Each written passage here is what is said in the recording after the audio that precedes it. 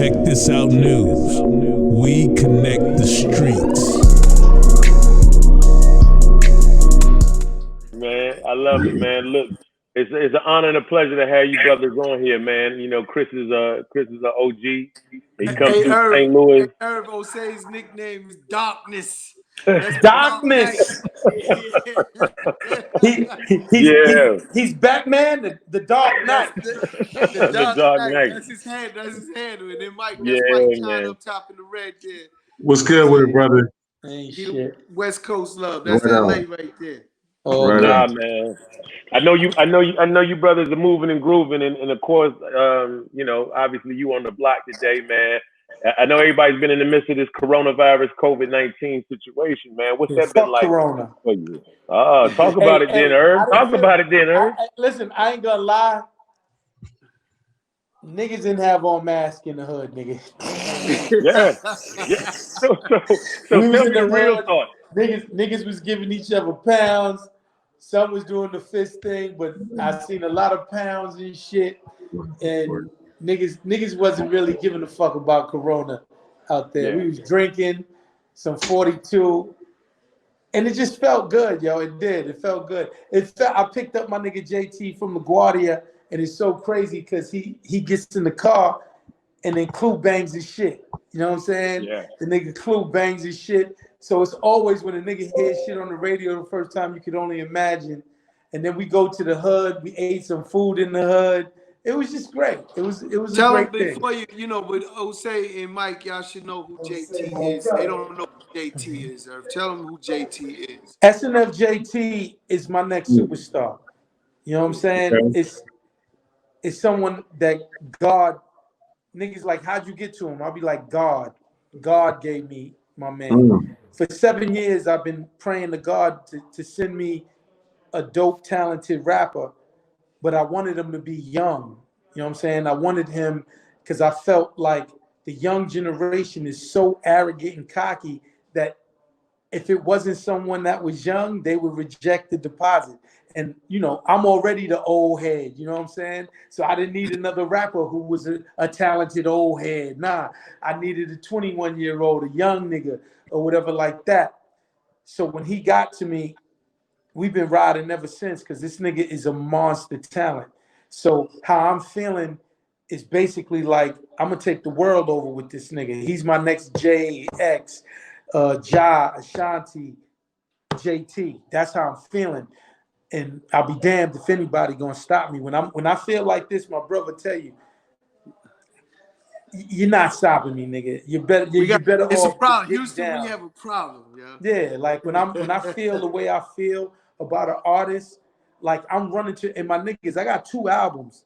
And y'all think I'm bullshitting, but I'm not. I got 1 album complete, and the second album's like 80% complete. I already got like 3-4 singles for the second album. Like, but the nigga makes records in 15 minutes. He makes hit records in 15 minutes. Like, when niggas see this nigga in the studio, it was so crazy. I made the first album and I felt the vibe and energy so much. I said, fuck it. We shooting a documentary because I want people to see it. When this nigga blows up, I want them to see what I'm saying. So I recorded it and filmed it. So I know you've gotten behind the lens as well, and I know that visual element is a whole nother aspect of it.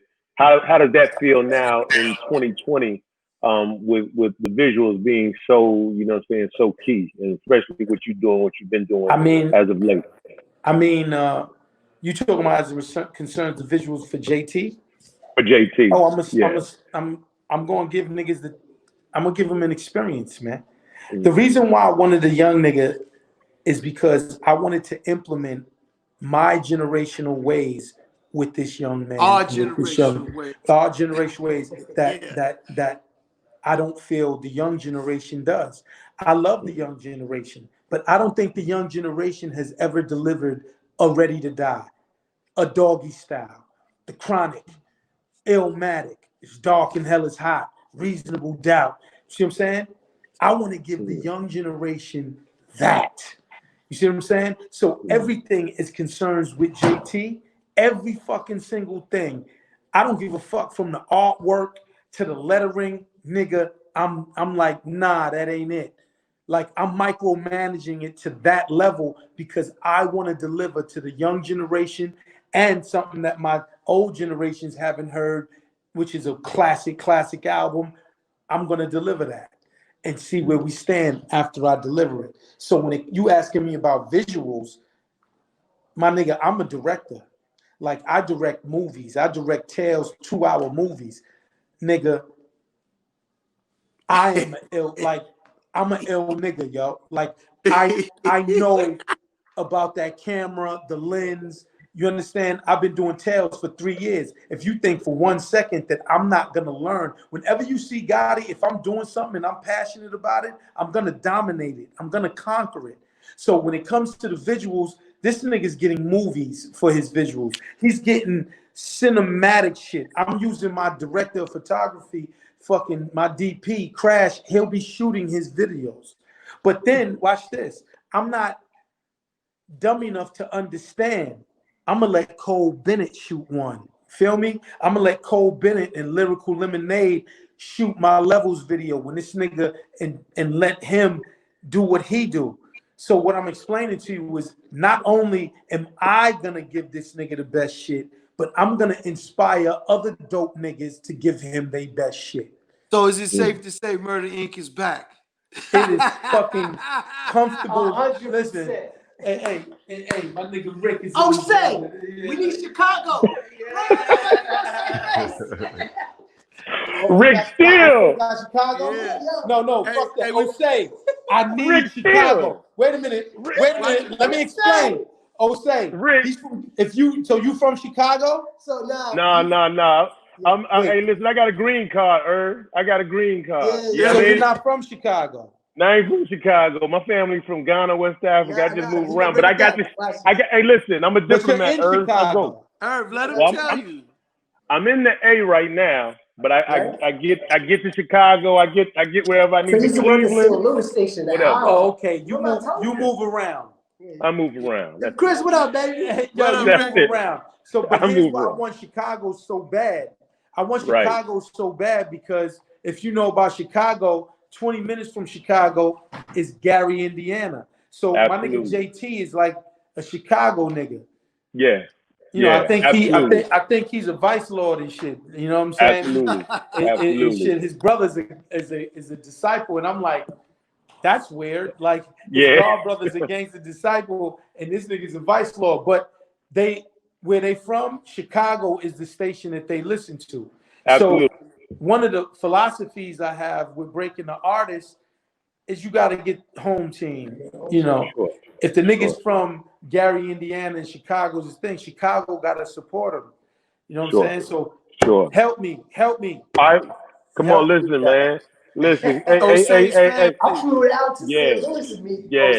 Help me with that. You know what I'm saying? Absolutely, you know what I'm saying? Like, the thing with me, like, I've always been a guy who I want to learn what's going on. Now, 20 years ago, I didn't need no help. I knew exactly how to break an artist from rooter to the tutor.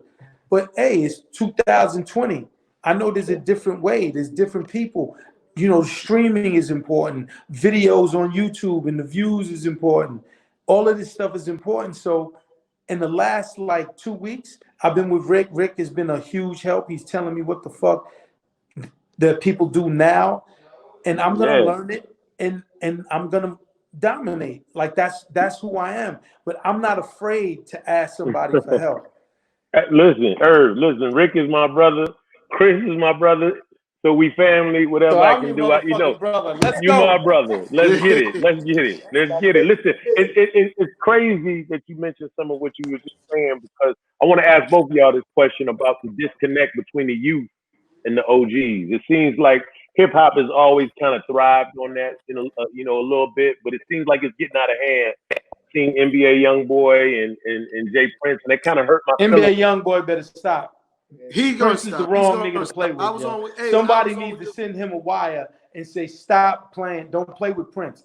And you can see the last message, like we know Prince is me and Chris's family. So we know him.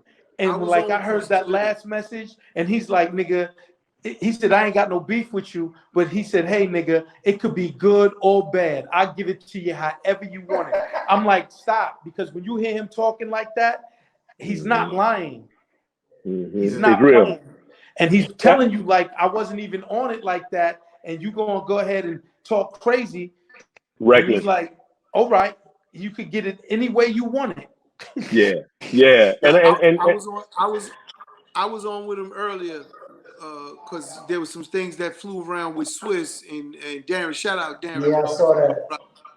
And I got that. You know, I made sure they, you know, that didn't go escalate no further than that. Sure.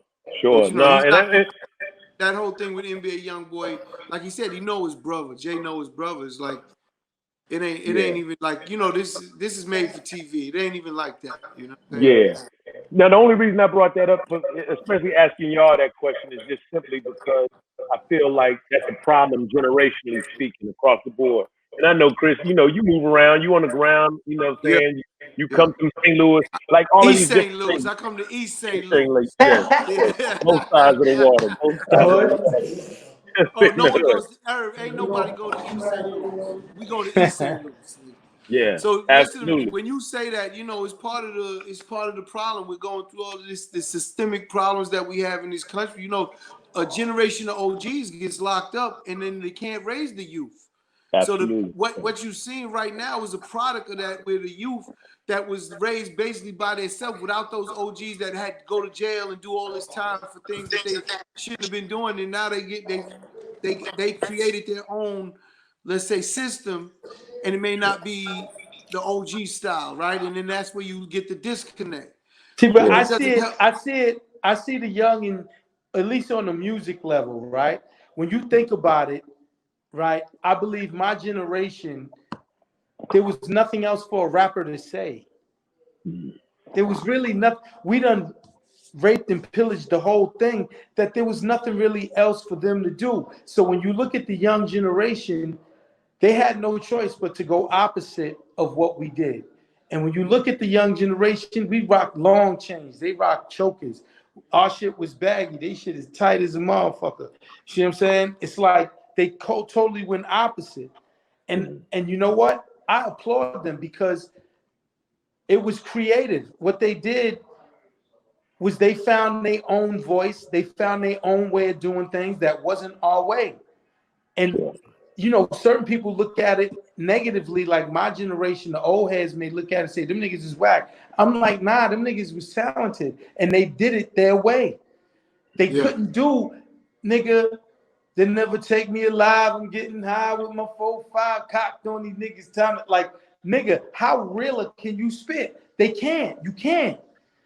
Right? So you ain't gonna be wittier than Jay-Z. You're not gonna be harder than DMX. You know what I'm saying? Like, you're not. So what they did was evolve and created their new style and their new lane. And I personally applaud them. I'm like, yo, they did it. Like, I get into arguments with my older niggas. Old heads. I get in arguments with them because they like, nah, fuck that, Gotti. Them niggas ain't talented. I said, yes, they are. Look, that's why with SNF JT, I wanted a young nigga. Because also, they know that what they did, so they like, this is my rock, and they're not giving it up. And nor should they.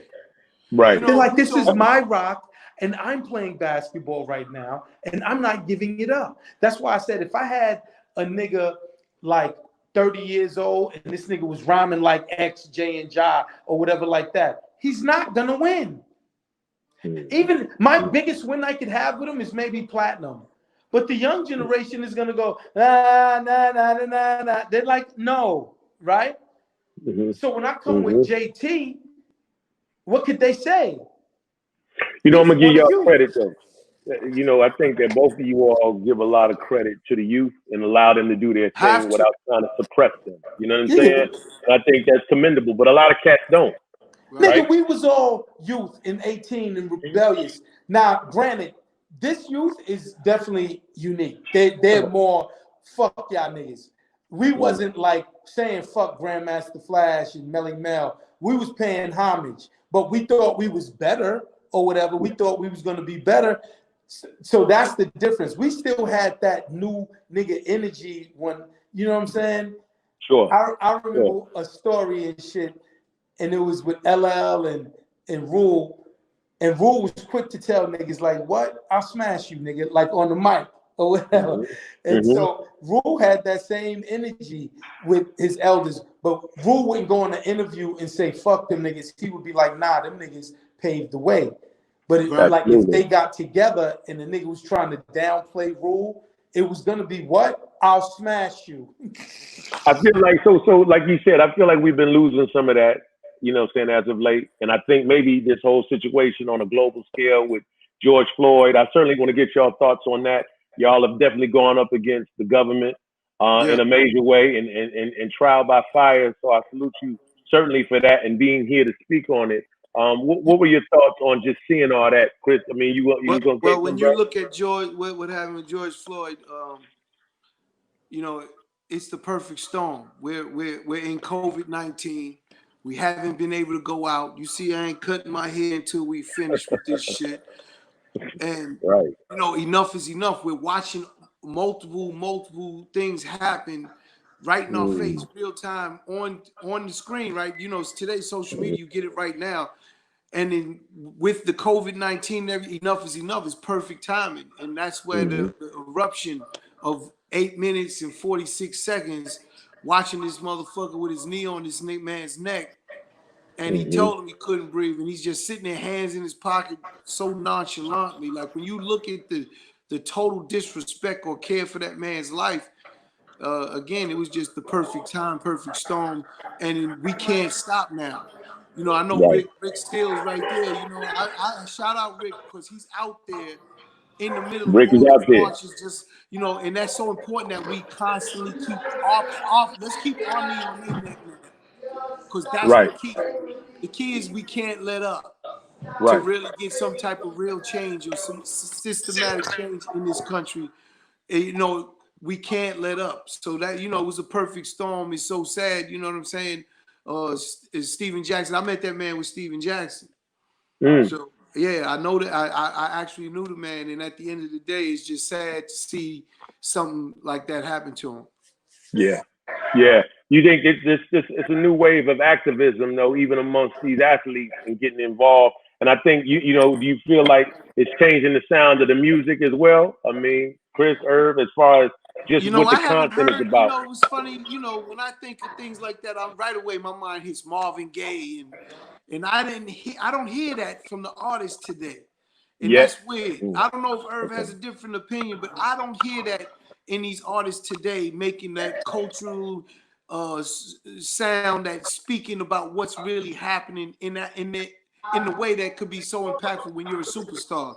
You know what I'm saying? That's what I don't see that from the superstars today. That's weird. You know, with JT, it's funny because I played his album for my nigga Glenn, and Glenn was like, Gotti, man, masterpiece. But he was like, it's so perfect for this time because it's come up music. So I don't think the world, the way it's going right now, I don't think it's time for niggas to floss and with money and say, I got this, I got that. And JT's a nigga, you know, he believes in God. He mentions and references God.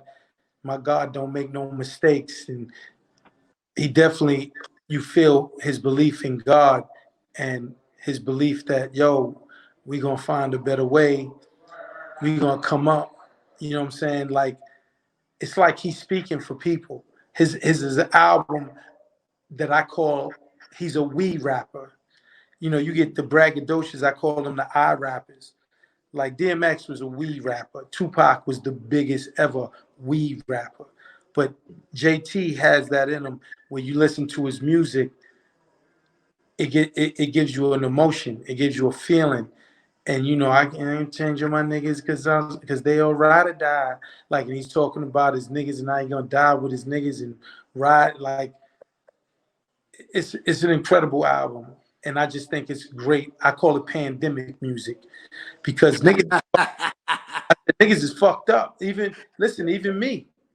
I haven't made no money in months. months, because you know my TV shit tells nigga. They saying maybe September we can start. So everybody fucked up. Everybody's fucked. You know what I'm saying? No one's making no money no more. We need this shit get back to normal. But, you know, on the political side, I actually don't like talking about it because I'm a Cancer, right? So certain shit I get emotional with. And when you see George Floyd get murdered like that, it puts hate in your heart. Facts. Right? I'm a Cancer too. Listen, Jose, I'm gonna say some real shit. And I don't know how people's gonna take it if they take it good. That's why I like to shut up. But Chris said we're doing this, so I'm going to talk, whatever, right? But I love Black Lives Matter, right? But sometimes I feel a way like we asking people to say that my life matters. And that makes me angry. That I gotta explain to you and you ain't even getting it. Most of you, some niggas don't even get it. It kind of makes you want to pick up a gun. It kind of makes you want to, you know what I'm saying? This little girl, and I used it on the top of his lyric video, No Peace. There was a little girl, if you look, I posted and put it on the top of the video.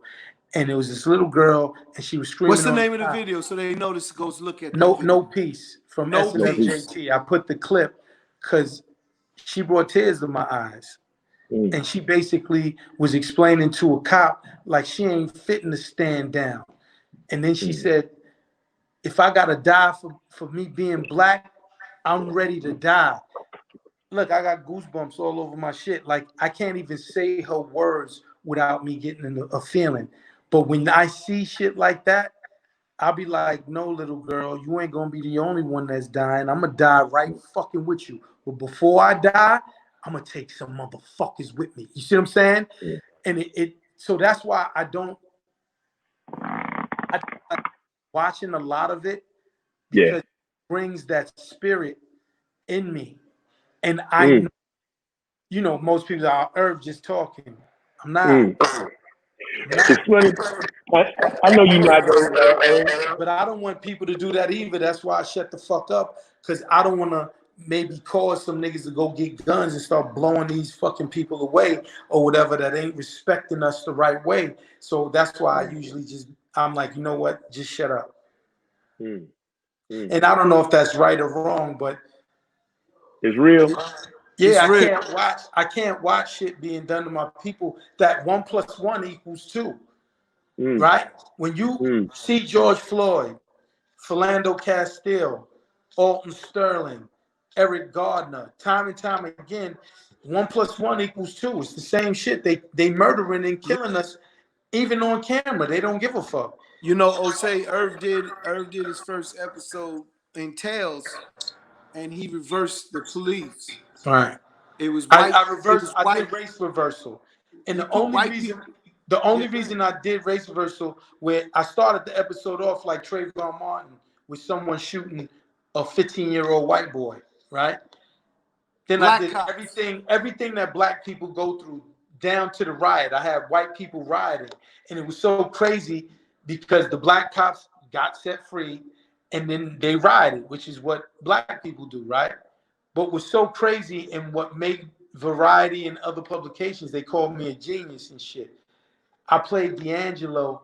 How does it feel? How does it feel? So I took that super classic love song, but he was saying, how does it feel? So I was basically asking white people in general, how does it feel watching all of this people, your youth getting killed, other men getting killed, and then nothing, you know, the cops get off scot-free. How does it feel? And it kind of penetrated. So one thing I will say, my glass half filled side, is I do feel hip hop has done more for America than anything. I think that's why you see black and white people standing side by side protesting. I think this protest, this go round, you'll see more white people than ever before. Yeah. And that's why, in my morbid sense, those cops got arrested and cops are starting to get arrested. Not because just niggas is protesting, but white people are protesting. And it's like when we come together as a people, our voice is 10 times stronger. And I think hip hop culture has brought black and white closer and more understanding and together. And I think when I die, when I'm 80 years old or 90 years old, I think the world is going to be a great place, because I think people like Donald Trump, I think his children fuck with the culture. I think white people, racist, their kids and their kids' kids, they listening to hip hop. So they're not really like you. And yes, you taught them to be racist, but they fuck with Jay-Z and Travis Scott and Little Uzi and fucking, you know what I'm saying? Right. They fuck with niggas. They love niggas. Yeah. You know what I'm saying? So my glass half full is that the world is going to end up a better place. Black American culture runs the world. You know what I'm saying? I definitely feel like when you see all the protests, they protesting in Africa, Chris. Yeah, I know. They protesting all over the world right now. Right. So I would agree with you, Irv. I mean, I think that's what you're really seeing with hip hop, the power of what hip hop music really is and the connectivity. And I think Black American culture is just what it is. It's very powerful. But I think we're all getting a chance to see it. And at the same time, we all get a chance to communicate in the midst of a pandemic, which historically, that's never been the case, right? You know what I'm saying? You can't say during 1918 that everybody was able to really connect. With that said, for y'all, I mean, respectively, what has been the most profound insight that you've come to in the midst of everything that's going on? I mean, people have been secluded or isolated for a long time. You know what I'm saying? Respectively, I mean, I ain't never seen Chris with this much hair on his head. So I mean, what's really like? What's the feeling? What have you seen in the course of this time, these last 2-3 months? Well, I think for me, times like this, you got to get your thinking on. You can't sit idle and just do nothing. That's why I took this time, and that's why I said JT was heaven sent, because it shut my shit with TV and film down. So I had time to go make this album and make 2 albums. I got time to be on this call right here. I got time to be, with Cast One doing his show, promoting and micromanaging the act. So I think in these times, which I don't think it's gonna last. I just really have belief that it's not gonna last and stay like this. But I think I put this time to great use, and now I've primed to open up the music business and jump back in that again. So I think the smart people is learning and thinking and figuring out how to flourish even in these pandemic times. Wow. Chris. So for me, again, it's a time for reflection for sure, because you have all this time on your hands. Again, if you clean house and, so to speak, self-evaluation, thinking what you can do. So when he talks time is the number one reason for any successful business. And if we're all trying to be successful, business could be of yourself, it could be physical business, it could be anything. But we have to take this time now to actually reflect. And there's so many moving parts. I mean, if you would have told me in January, February that this was going to happen, I told you you were fucking crazy. So that adjustment, that life adjustment that had to come about and take place again, I maximize. I've been working out, eating right, everything, and I'm focused on the business of what at hand. And me and Irv are plotting on so many other businesses right now. And it just gave me a lot of clear up a lot of things that I couldn't. So, this could be God's work to clean everything up. You know what I'm saying? And then we could get back to it. You know, we talk God because that's something that's built both in both of us. So it's very important to keep that in there in what's going on because there's a power bigger than us that's controlling things. Absolutely. I think y'all are the kings of bouncing back from really going through some real adversity. And I know that, you know, they say it builds character. And I see a lot of artists aren't necessarily, everybody's not necessarily adapting to what's now, right? A lot of people are very worried and, you know, they don't know, they're not even able to go out and get the money that they do. Right. So what would make a good versus great artist in this era right now, in y'all's opinion? Say it again. You broke up a little bit there. Say what would make a good artist, you know, versus a great artist coming out of this time period that we're in right now? Man, I'm gonna let the guru talk to that one right there. You know, everyone. I always make it very clear that me and Irv's roles is two different things. What he does, and what I do, I do. So when it goes to music, he is the guru for that. If you talking like right now, in my opinion, right now, Irv, it's got to be an artist with feeling. Niggas don't want to hear that shit. You know what I'm saying? They going through a difficult time. They ain't got no money. You got to hit these niggas right now with hitting hip hop. Nigga, if there was a new Public Enemy would kill it right now. You know what I'm saying? That's what it got to come with. Like, it's the times of DMX. It's the times of Tupac. It's the times of artists and rappers that niggas could feel. That nigga JT, when I listen to Ride or Die, it brings emotion. I be ready to cry because I feel what this nigga is saying, yo. This nigga will make me get ready to cry because this nigga's talking about, yo, I gotta find a better way. Meet my niggas at the heaven gates. He's talking about his niggas, and I'll get emotional now. But that's what the fuck is gonna win. If you talking all of that bullshit or not really saying nothing or shit like that, nigga, I don't think you gonna win right now. It's gotta hit niggas in the heart. Because and think about it. I'm talking about regular niggas that had jobs. Everybody is fucked up. Yeah. Like my sister is a hairstylist for NBC. She's scared to death because she's like, I don't know if I'm gonna get my job back because they done changed the ways and these niggas been doing their own hair and makeup. I could get fired. I seen this other day, was two chefs. They was on the news. They was like, yo, we got like a month left of money and then we gonna be homeless. Like, watch the homelessness that's gonna rise with niggas that stimulus check. Fuck out of here. Niggas is getting kicked out of their cribs because they don't have no money. Right? The homelessness is gonna go retarded, nigga.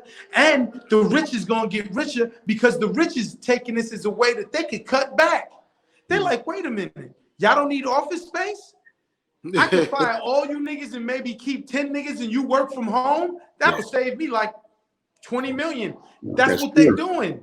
That's real. So the rich is gonna get richer and the poor is gonna get poorer. Now, what music? You want to come with some, yo, I look at me in my motherfucking yacht. Niggas is like, you know, where this nigga at, yo? I'm gonna fucking rob this nigga right now. You see what I'm saying? That nigga, like I told JT, like I bought him, I gave him my Rolex or whatever, but I said, yo, the videos and everything, nigga, his first videos, he ain't gonna have on a stitch of jewelry, nigga. Shirt off, motherfucking sweating like a nigga in hot summer day, sweating, and that's how we shooting this shit, nigga. And we gonna appeal. I was like, yo, the car in it, a Crown Vic, an old Crown Vic, nigga. And that's where the fuck you doing your performance at, nigga. You ain't gonna do that shit. Running from the police, the whole shit, shooting, cinematic shit. I'm like, nigga, because I'm gonna give niggas something that they could feel, nigga. Yeah. You understand? Yeah. Like with DMX, right? I knew that was when Puffy was killing shit. The shiny suits, everybody's flossing. And when I did Get At Me Dog, there was a line in there that I used because Get At Me Dog was 3 old rhymes. I knew all of X's rhymes. So I said, say this verse, and this verse. But the line, I said, this is the line that's gonna get it.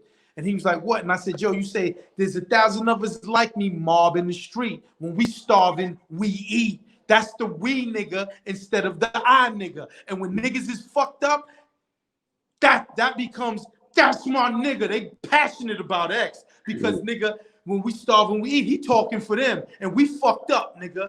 We fucked up and we coming. Hey, yo, Osei, you see what I'm talking about right there? You see what I'm talking about right there? Niggas ain't got that, yo. Irv, I be out there all over, and they always talk about, my brother. I said, listen to me. He's one of one. Right. Understand? I understood that since I was a youngin', and he's 3 years younger than me. I raised Irv. At the end of the day, I knew that from then. Yeah. That No, this you know, nigga's different. it's funny though, Irv, because Chris always Chris is like he's always had some of the realest interviews. When he comes to St. Louis, we got some layers, brother. right. Layers on that I radio. even to Irv, I told him, I said, listen, you want me and Irv on the same time. I said, Irv is gonna do all the talking, yo. This is what he do. Yeah. Right.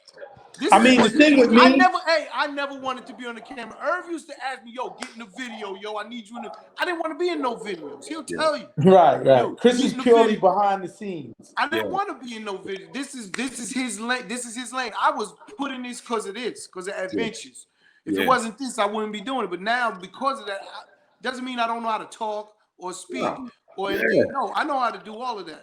Right. But this is what he does. Right. But like with him, and the thing with me is that I believe so passionately in what I say and what I believe in, right? So when I talk it, like the passion has no choice but to come out. See what I'm saying?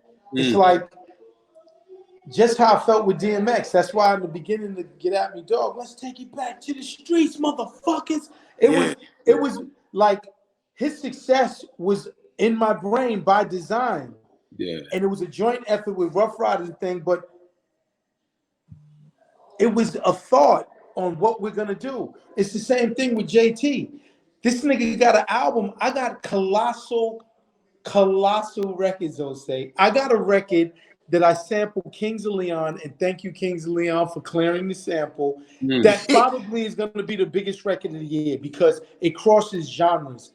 When you cross genres in a dope way, Run DMC, Aerosmith, as most recent, Little Nas X and Billy Ray Cyrus. Right. That nigga sold Diamond. You know, Run DMC sold 5 million when it wasn't even in fad to sell anything like that. I got a record that's so colossal big, but I'm not coming with that. I got female-friendly radio records, like 4 of them, colossal. I'm not coming with that. I said, that's later. Right now, we're going with the nigga street feeling records because that's the time of now. And that's what I want them to love them. And then once I get that love and they're like, yo, we fucking with them, then I could, what types of games is being played? How's it going down? And fuck with the hoes and fuck with like the bigger radio friendly records. But out the gate, what's going to cause change is an artist that not only young generation, but old generation, everybody's going to be like, I feel that nigga. And once I get that, it's over. Right. It's over. Right. Now, I mean, I think that y'all have delivered some of the most passionate, iconic artists in the game. And I think that, you know, I love the passion. You know what I'm saying? I love the energy. I already know what they expect, Irv. I know when you're talking like this, you were the Midwest too. Yeah. And listen, when Chris talks, I love that. I love it. I fucking love it. And I love, I love Gary, Indiana, because Freddie Gibbs came from Gary. He's the only other rapper that's from Gary that came. So I'm like, Freddie Gibbs planted the seed and lit the fuse. I'm gonna let the bomb ignite. You know what I'm saying? Because I'm telling you right now, you give me 2-3 years, and JT, if he's not the top nigga in the game, he will be mentioned with the top niggas in the game. You give me 2-3 years, and you heard it right here on your shit, this show right here. So everyone can go back to the tape and think. It was so crazy, right? Because at Def Jam, I used to go in like people's offices and put DMX a triangle with 5, which I was predicting he was going to sell 5 million. And like Julie Greenwald, Gabby Peluso, they used to fucking give me so much shit. Who's going to buy his records, Gotti? Chihuahuas? He's fucking barking, for Christ's sake. Like they would kill me because get at it. They're like, stop it. And nobody at Def Jam, like LL and Method Man, they sold like 2. So no one was selling bulk 5. And I was telling everyone he gonna sell 5. And it's crazy because Leo was like, after X sold 5, we have to listen to him. Sold 5. Yeah. Really worldwide, he went more than 5. He did 7 worldwide. Right. Yeah. Right. You know? So they couldn't laugh at me then, and they had the thing. But I have a funny way when I'm feeling shit like this of predicting the future. And just how it was with X when I felt it was the world was it needed that change. I feel the same way with JT. I feel the young generation, they need JT to really show them how to put together a classic album.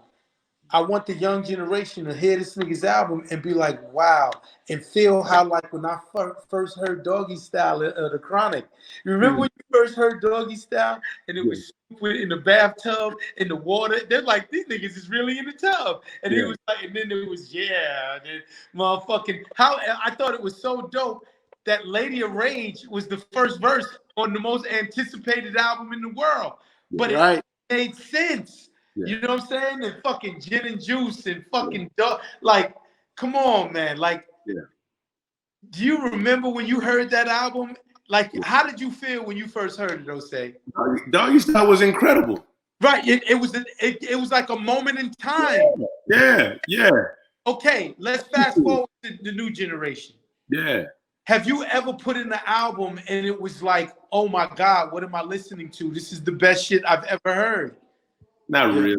Exactly. The only nigga I give that to really is Travis Scott, his last album, that Brian McKnight Birds thing, his last album. Astro World was close, but that album, I didn't play, and every record was a monster. Yeah. But even that said, he didn't have skits, and it wasn't what I'm saying, but it was the closest thing. Like, I can't even give that to Drizzy.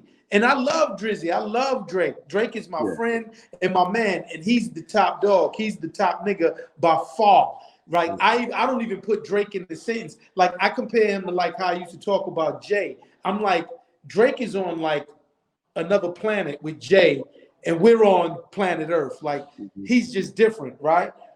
But I can't even give Drake that. I haven't listened to a Drake album that I'm like, it just was like from top to bottom, every song, skits, everything. And I'm like, God damn. Yeah. You know what I'm saying? Yeah. That's the element. He gives you an album, and I feel like he got so many records he records, he throws 3 or 4 throwaways on it. You know what I'm saying?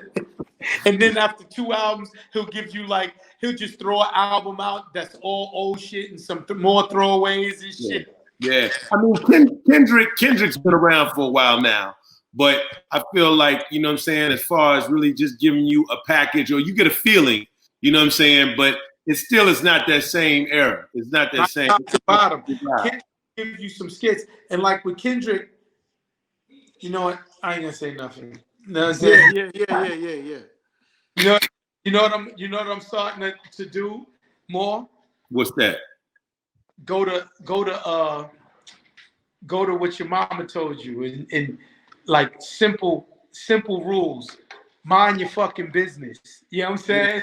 Yeah. I mean, one time I had quoted on the Baby and Lil Wayne situation, and I thought about it, and I was like, I was dead wrong, because that ain't none of my business, and I don't know the intricacies. Mind your fucking business, nigga. Yeah. And I was wrong. I should have never said anything, because I was like, oh, well, Baby should take care of Wayne. That's his art. But I was like, I don't know what they're doing. Mind your fucking business. Right. We used to have more gag orders. Like, it's these old philosophies. What's the other old philosophy? If you ain't got nothing nice to say, don't say nothing. That's right. Yeah. So I'm trying to live by those. That's called growth and development. Yeah, that's the 50-year-old Gotti. Nigga, 27-year-old Gotti, I'd have went in on everybody. Like, what? And fuck them niggas. They could meet me in the street, nigga. Fuck they. It would have been a lot of say, yeah, whatever. Fuck he gonna do to me? You know what I'm saying? Yeah. You know what I'm saying? Coming up, right? Listen, we have that too. Like, me and Chris have that too. Don't get it fucked up. Fuck is you gonna do? You know what I'm saying? Yeah. But mind your business, right? Mind your business. And if you ain't got nothing nice to say, don't say nothing at all. Yeah. Let me ask you this, man. And speaking of that, it's cancer season. I know you got a birthday coming up, and you do Friday. too. I'm turning 50 Friday. And, Wow. And Chris is the week after me. He's a July 4th baby, and he's 53. Yeah. What are y'all doing in this time? You know what's so crazy? Listen, my family, my daughter hit me because I was gonna fly. I was gonna get a private jet and rent this humongous mansion in Turks and Caicos. And we were supposed to be there now, actually, right? But Turks and Caicos said they're not opening up to the 22nd, so we had to cancel. But the craziest shit, you know, there's some crazy shit going on in the Caribbean islands with something's in the air out there killing people. Yeah. Oh, wow. Now, I heard about Puerto Rico having this dust. It's the dust. Rick just said the dust. I'm like, yo. Yeah. They saying the dust is at its peak right now in all the Caribbean islands. And I'm like, yo, first of all, it would have been a waste of 200 large because I was going to have to pay 200,000 with the jets and the house that I was getting and the food and 50 people out there. So it's like that. I was like, damn, that was God working in mysterious ways. Because I would have paid 200,000 and been out there and really might have been stuck out there. Yeah. And having to wear masks and hide or whatever. It wouldn't have been nice. So we're doing just something at my crib and just with our pops, my mom's and pops is 86. Irv had one just after that didn't happen. He just wanted to come have something nice at the crib with the fam. I'm a family guy, yo. Me and Chris is 8 brothers and sisters, same father. So, a lot of things you hear me and Chris say and think when we talk about Jay Prince, that's our brother. We use family terms and shit a lot because my whole foundation is family. You know what I'm saying? People ask, why we went so hard for Preem and we didn't go to 6ix9ine route, right? Which would, again, let me pause that. You ain't don't say nothing at all. I retract. It's none of my business what that man does. I wish him all the success, right? But people ask why we went so hard for Preem because you know what I'm saying? It's family. You know what I'm saying? Yeah. And when you think about family, that's why I go so hard for JT. JT, he called me uncle and shit. He's like, fuck that. You my uncle, Gotti. That's because I spoil a nigga. So that's why he's calling me uncle too. You know what I'm saying? Yeah. I'll get the weed for this nigga. So, uncle, you gonna get a pound? You know what I'm saying? But that's why you'll do anything for family. Yeah. You do anything for family. Yeah. Like Rule's my brother to the end. I'll do anything for Rule. Whatever Rule needs, count me in. You know what I'm saying? With JT, oh my God, him and Rule got a record. Fire. I tell you, it's the masterpiece of a new nigga and the older generation nigga that everyone is gonna love. And I'm telling you right now, the nigga Rule stepped on that shit, yeah. Because I told Rule, I said, Rule, he gonna have them young ears on it. He gonna have them young nigga ears on it. I said, wake these niggas up, let these niggas know, nigga, you still the one, nigga, and can still spit. And boy, did he deliver.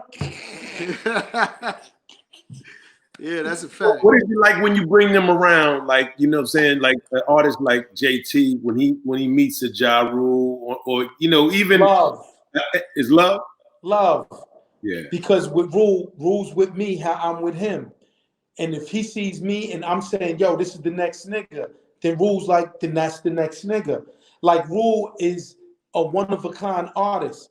Rule put on Ashanti, nigga. Rule put her on Always on the Time, on his #1 record. We got in the videos and we blessed her. The first videos from fucking, you know what I'm saying, when Foolish and Rule played motherfucking De Niro and shit. And I was Big Paulie and shit and played up. But you know what I'm saying? Look at Lloyd. He got on Lloyd's records, did fucking the video, putting this nigga on. Rule's never been like that. Rule's like whatever God he wants, and motherfucking he's gonna be with me. So it ain't no fucking ego, it ain't no fucking jealousy. The only time the bullshit comes in when we see the people who we helped, they not like that in return. Right. Rules 1 of 1, Osei. Rules 1 of 1. Like, and what me and Rule like to say, you could think of the whole industry. There ain't no one like me and Rule, nigga. That's a fact. I look, see, that's something he don't know. When I go out, and then you always get the controversial stuff with Murder Rank and everything. I said, name someone that's been through this and still together. Still riding. You know, if you, no matter what, your mind has to tell you that's different. There's never been no controversial nothing with none of them. I've never had an argument with Rule. You understand? I know Rule since he was 17, nigga. I've never had one argument with this nigga. That's the difference. This is a different relationship with me and Rule. And that's why I be telling niggas, I say, yo, leave Rule alone, nigga. Because if you touch Rule, I'm coming at you with every fucking thing I got, nigga. Everything I got, nigga, until I bury you. Wait a minute. Let me mind my business and say everything, you know what I'm saying? At the end of the day, 50-year-old Gotti. At the end of the day, Rule is 1 of 1. And when I meditation, the amount of artists that we done dealt with. For me, I'm over 4,000 artists on it. You don't find artists that stay and have the success that he has and the loyalty that he has with us. That is not. You don't see it. Everyone is broken up. Everybody. Everyone is broken up. Yeah. Everyone. Me and Rule will never break up. And let me tell you something. But that speaks volumes. That should speak volumes of who we are. That's how I listen. If I'm a multi-millionaire and I'm a billionaire, nigga, Rule is great. If Rule fucking catches a lick and he's a fucking billionaire thing, I'm great. It's just etched in stone with how we get down. You know what I'm saying? Yeah. Whoever dies first, the other one is gonna be at the funeral carrying the casket, probably, nigga. You understand? And that's just how it is, and that's how it's always gonna be. But the crazy shit is, I can see JT being similar, like with me and him having that bond, because he does a lot of cool, like he be bugging. Like he'll wake up and he'll be like, yo, Gotti, am I really doing records with you? And am I getting a deal? And I'm saying, like when Rule did the record for like 5 days, he kept asking me, yo, he says, you joking with me? That ain't Ja on my record. And I'm like, nigga. And he's like, yo, is Ja Rule really on my record? Because I go with him so hard, but sometimes I forget he's a young nigga from Gary, Indiana.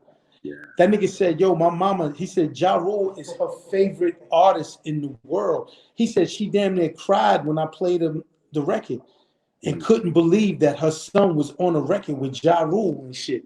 And I was just like, he does that a lot. Like, even now when he was in New York and they played this record and Clue played his record on the radio and he was just looking at me and you could tell like he can't believe it. He's like, yo, what's going on in my life? Yo, nigga, I met him April 25th. All of this has happened since April 25th. You see what I'm saying?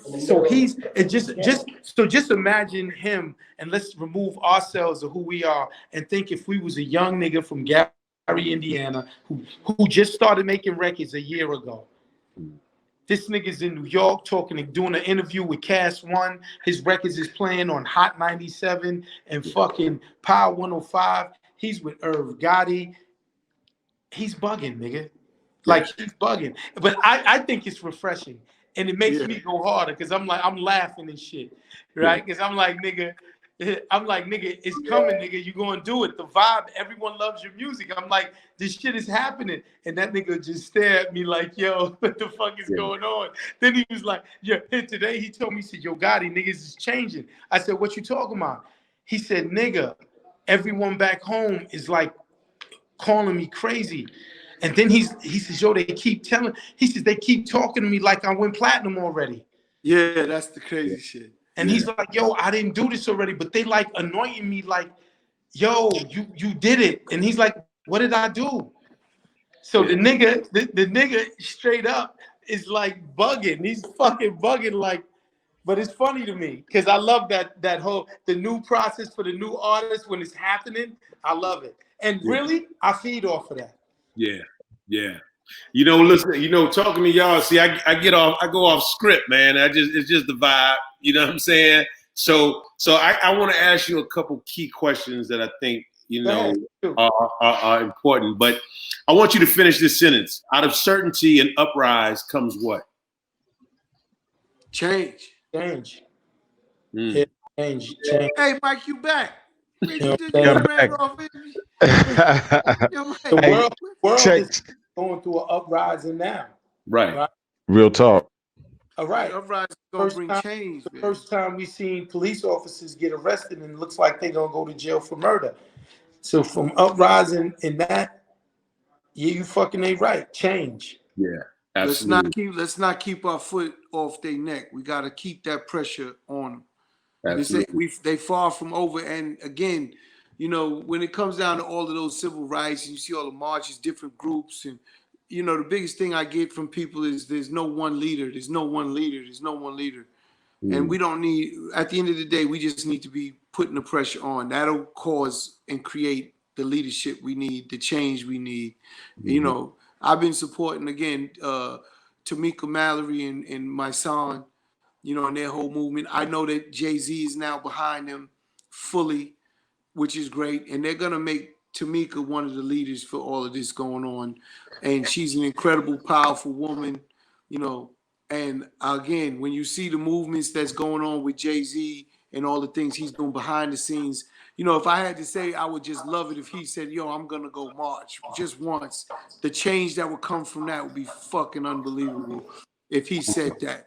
You know, I know Kanye went out, but they're not Jay. And Jay is doing it from behind the scenes. He's not, you know what I'm saying? He's calling the governor of Minnesota. He's talking to all the political people to get the change. Yeah, Jay doing his thing. But Jay don't want to come out. Like, I spoke to Jay, and I was like, yo, I'm going to come to the crib. He's on his COVID-19 though. Him and his family, he's taking it extremely serious, as he should. And you know, he don't want him or his children getting sick or anything like that. Because I think if it wasn't COVID, I think Jay would be frontliner. Yeah, because that's, to me, that impacted to see that.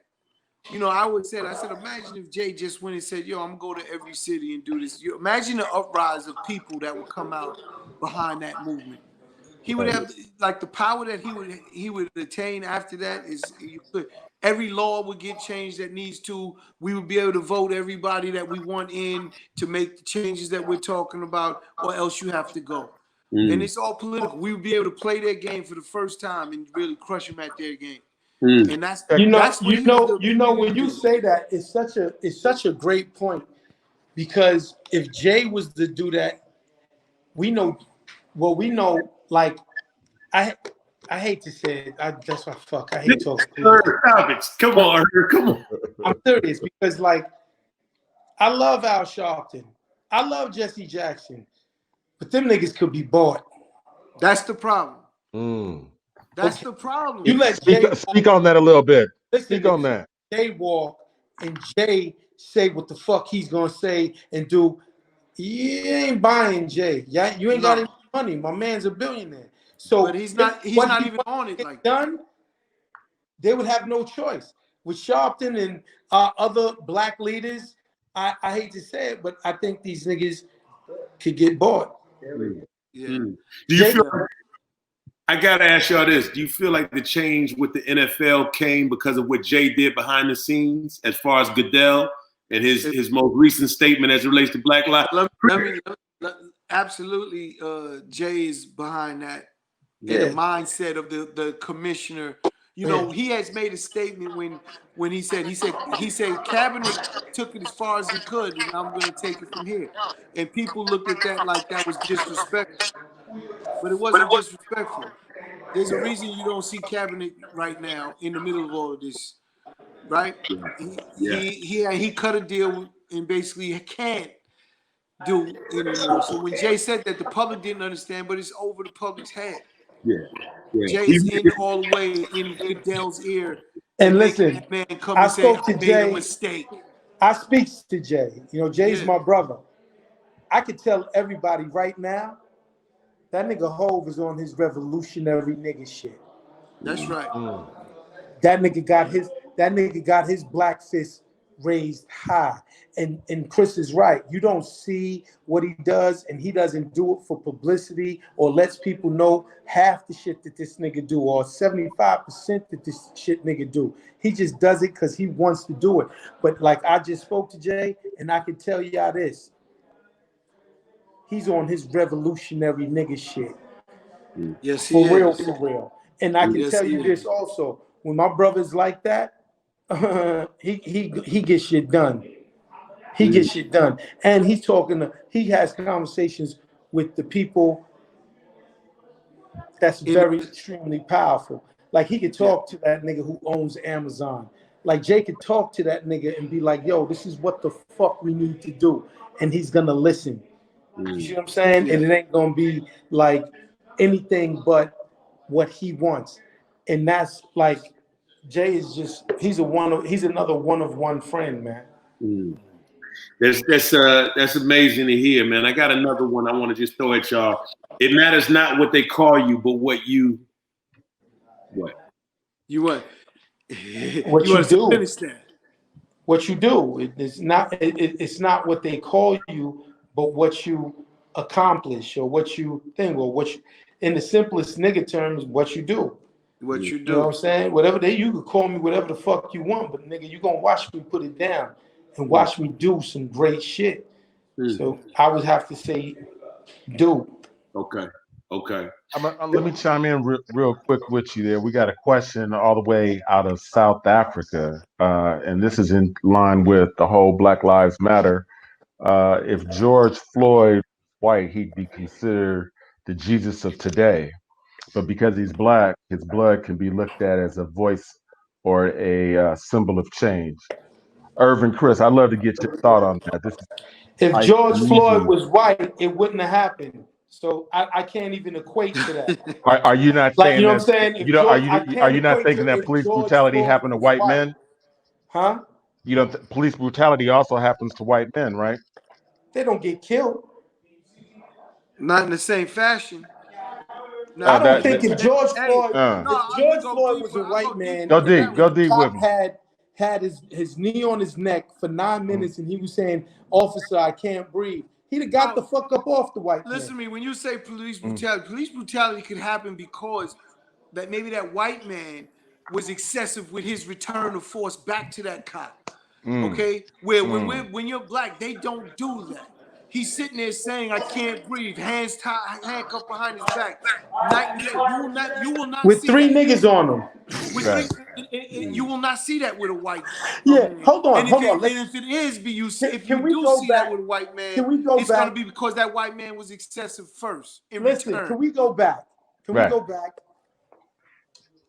How he's face down with 3 grown police officers. He's face down with 3 grown police officers on top of him, with one on his neck. How is he a threat to you that you have to stay with this pressure for 9 minutes? 8 minutes and 46 seconds. Hold on. Let's go back to that. What do cops say? He was resisting arrest, or he was a threat to me. That nigga was laid out screaming for his mama because he was about to die. And his hands are cuffed. What could he do? Kick you? You niggas got Billy Club. By now, once he's handcuffed, I think, unless he's insane, he gets the point.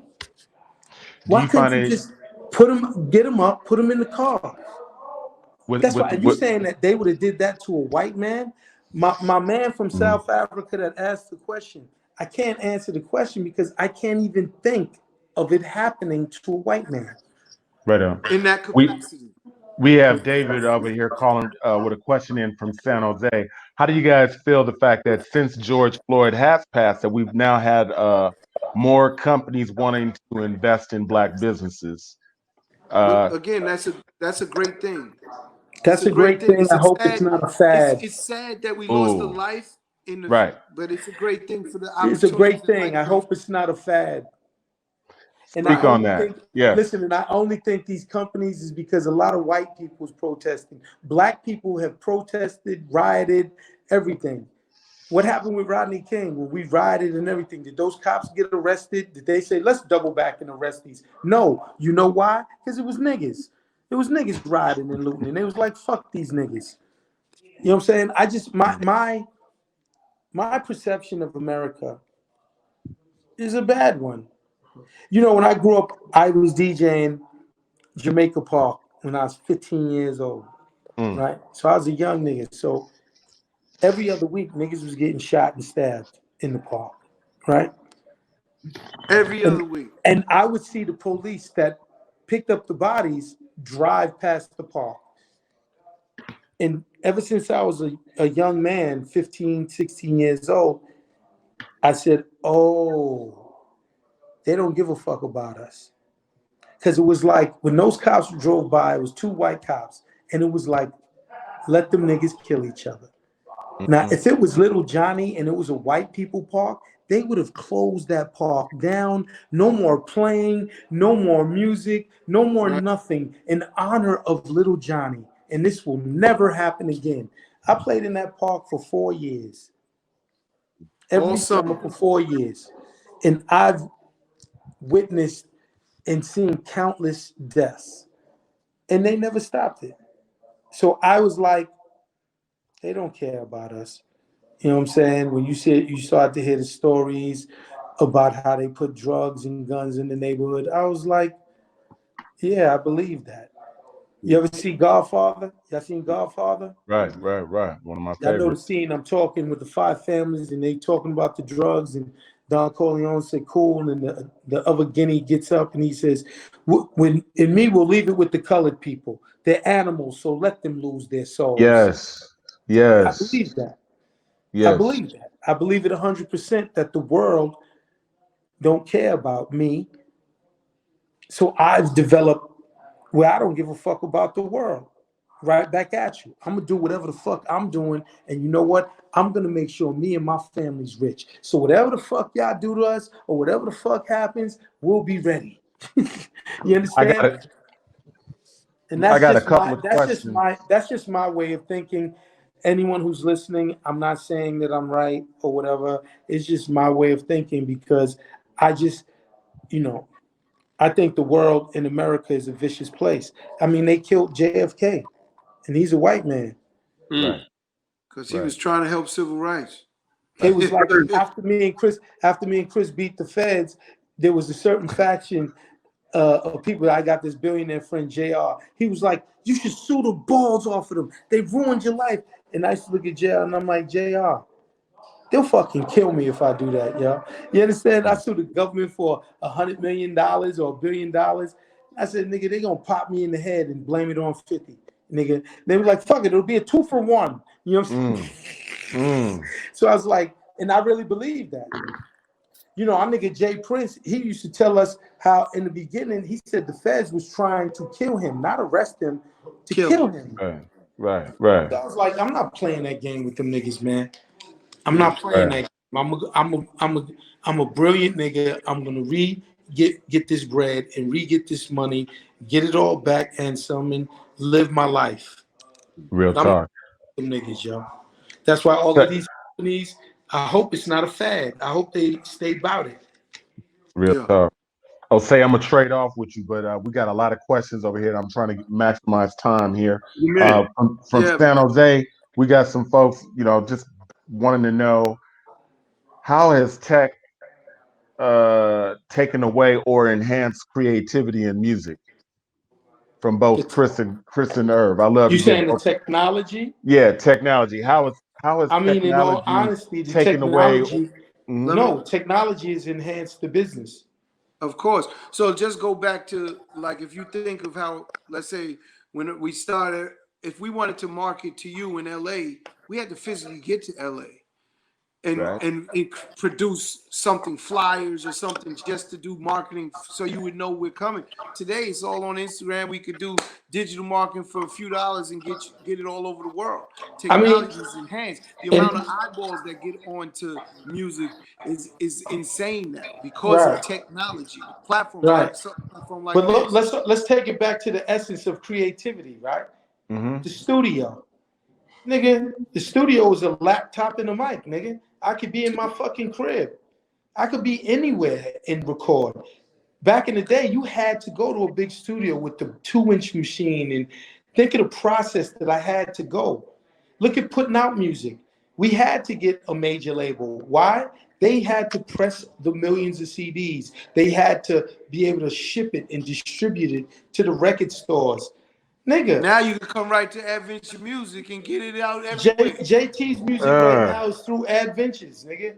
They put it on the streaming. It's the same thing if I was with thing. It's just they have access to the music.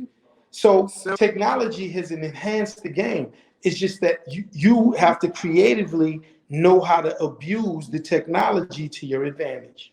That's right. Now there's been on that same line, there's been talk about will robots or algorithms or AI be the future of music?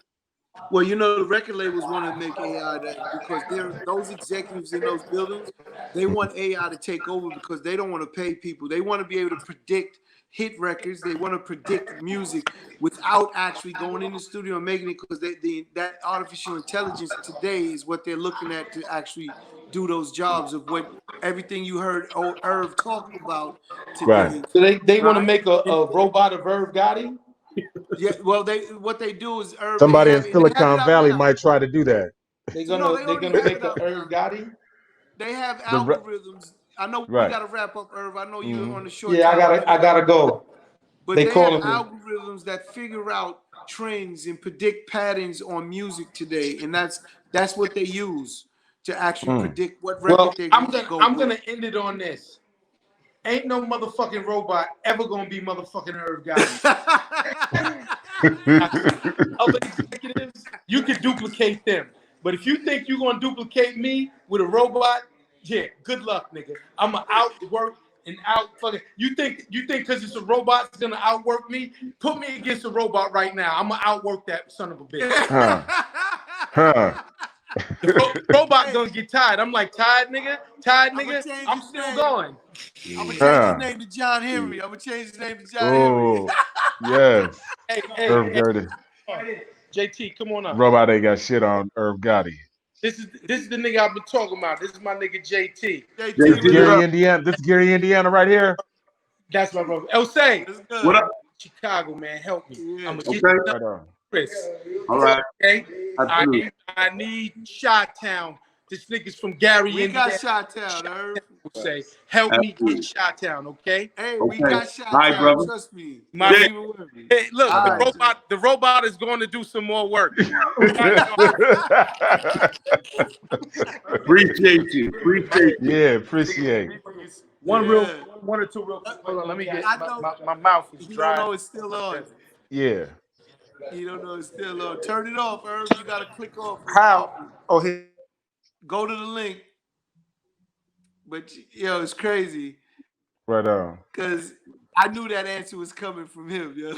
That's John Henry. Remember the story, John Henry cutting down the trees? Yeah. And they hit the machine, and John Henry. John Henry died trying to beat that damn machine.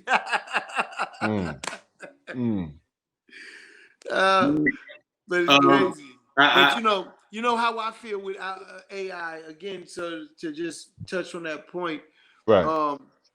To AI again, they're doing algorithms and predict, but music is a feeling, a vibe. I can never understand if they could create technology to find that music, that feeling. When you hear Irv talking about today, we need a we artist, meaning speak. How would that artificial intelligence know to predict that and figure that out? I don't know if they have that set up yet. And so it's music. It's music.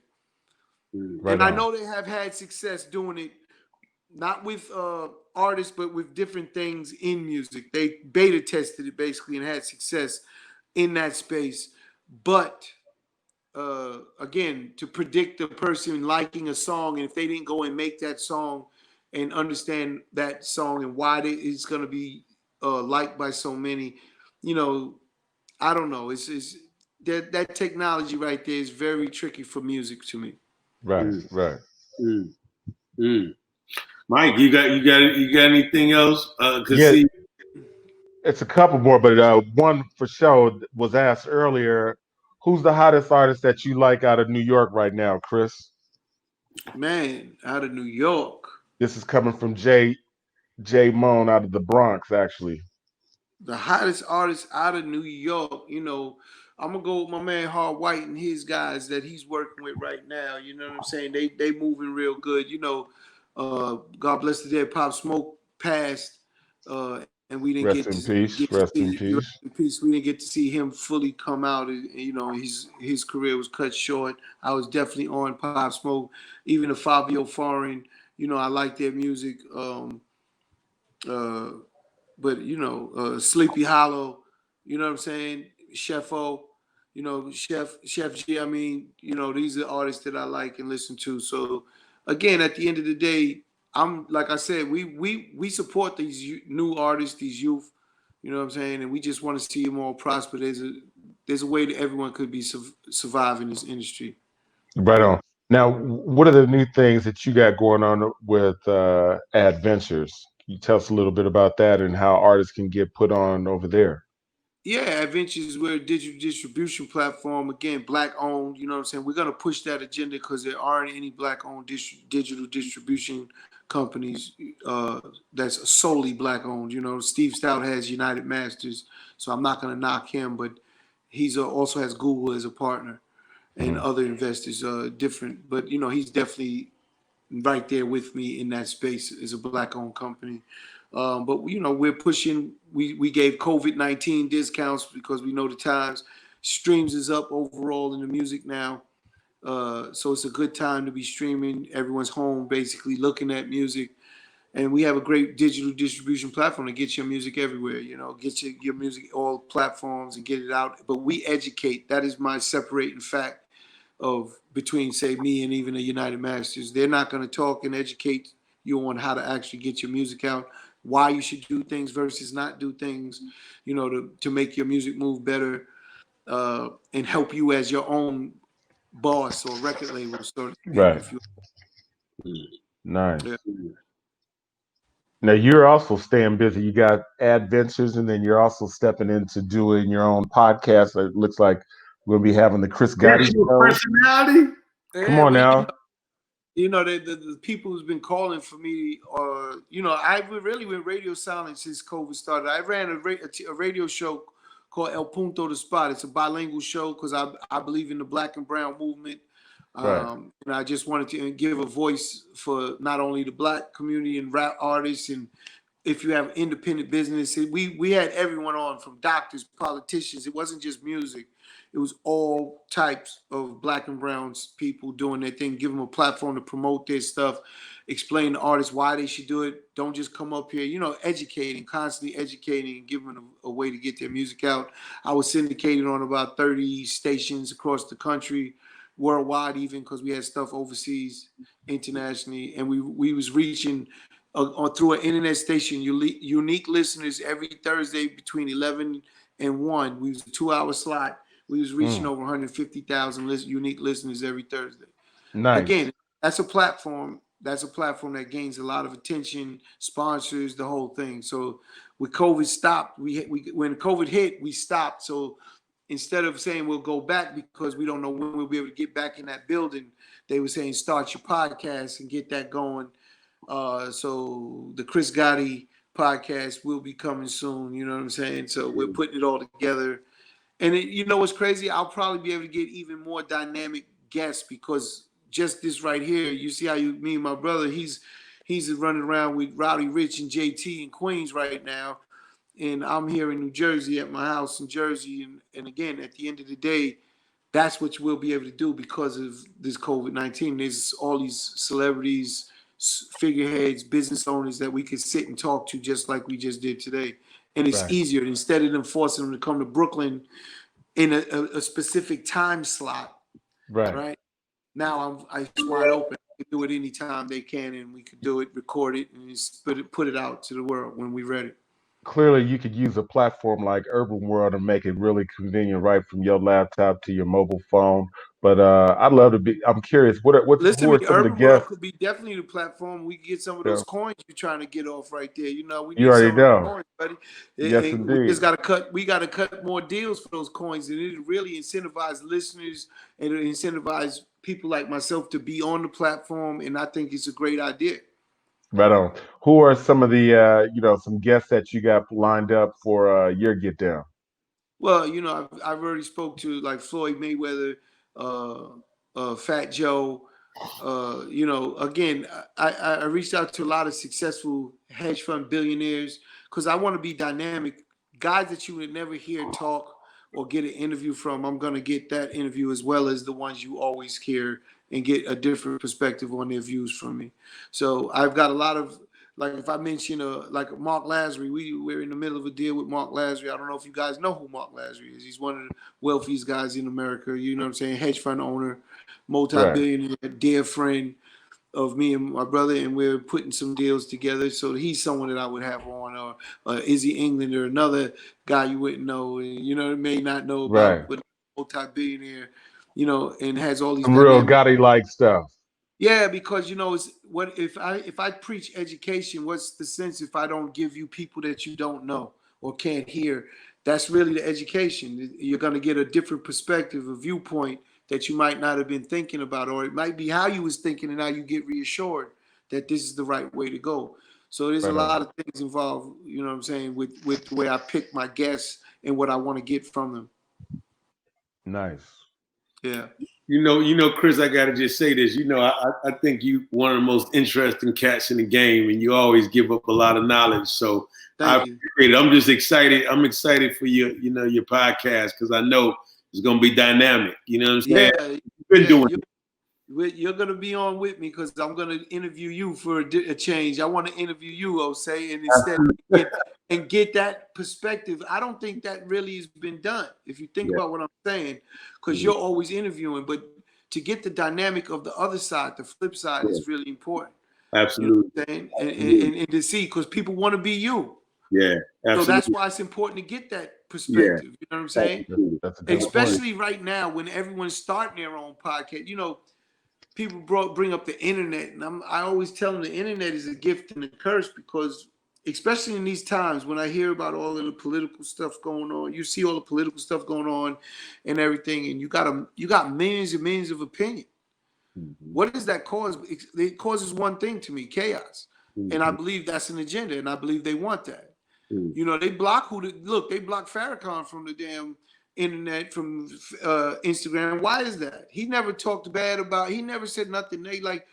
This guy's always preaching about if we could do it, let's do it ourselves in peace and things of that nature, and just talking facts, history, not things he's done. He's talking about historical facts. So they blocked him. Why would they block him? So if they're allowing everyone to have their opinions, there's a reason for that too. So you got to look at it from that side of the spectrum. It's like there's a reason they allow so much, because that leaves people less like being clear and focused, right? If you hear all these voices and where it's going, it's harder for you to get. I don't stay on Instagram. It's very counterproductive for me. It is counterproductive. I feel the same way. I mean, you get on. When I talk to the youth, I don't mean to cut you off. When I talk to the youth, and I'm out talking to youth all the time, constantly, all over the country, and when I'm out in there, that confusion is more evident than ever. And that's what they want. That is an agenda. There's a reason why when fucking Zuckerberg starts Facebook, he has to get now, because it's so big, the government basically is his partner. He has to divulge all that information. That goes for all these platforms. So Google's no different. Amazon's no different. They are partners, the government, United States of America, because they have too much information. You know, there's a guy, Rupert Murdoch. You guys know Rupert Murdoch. He's the media. He's the media conglomerate. You know, he's a huge guy. He said, "I'd rather have media than money." Fox News. Yeah, but he's all news. He's so much publications. He gets to dictate. He gets to program. Think of television. It's called programming. Radio, programming. Okay, what are you programming? You're programming the mind of the listener. That's what you're fucking programming. The viewpoints, you're programming. And that's what TV represents, and that's what radio represented. Now we're talking internet. It's no different. They just added millions and millions of channels. That's programmed by each individual with their own radical opinions, and you have to deal with it. And that's what I talk to my nephews, and a lot of them they're on their militant shit, but they're getting it from a very militant person. So they chose that one. That's who they want. That's the channel they want to be programmed by. So that's what it is, and that's why when I put out information on my podcast, I want to make sure it's just information more so than opinion, right? And I don't want to be. I have my own opinions for things, and I'll let you know when it's my opinion versus facts.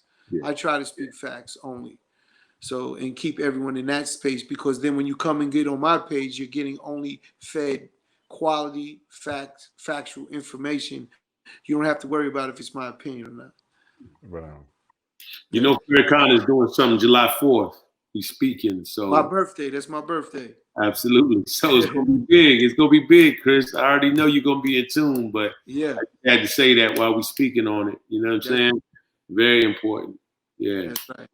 But this was good. You know what I'm saying? I'm glad we did it. Everything's good. You know what I'm saying? I appreciate you, Mike. You know what I'm saying? Osei, appreciate you. Absolutely. And we'll keep in touch and keep this moving. Yeah, definitely. Thank you very much for having you. All right. Appreciate it. Appreciate you, man. Thank y'all, man. All right now. Take it. Check this out, news. We connect the streets.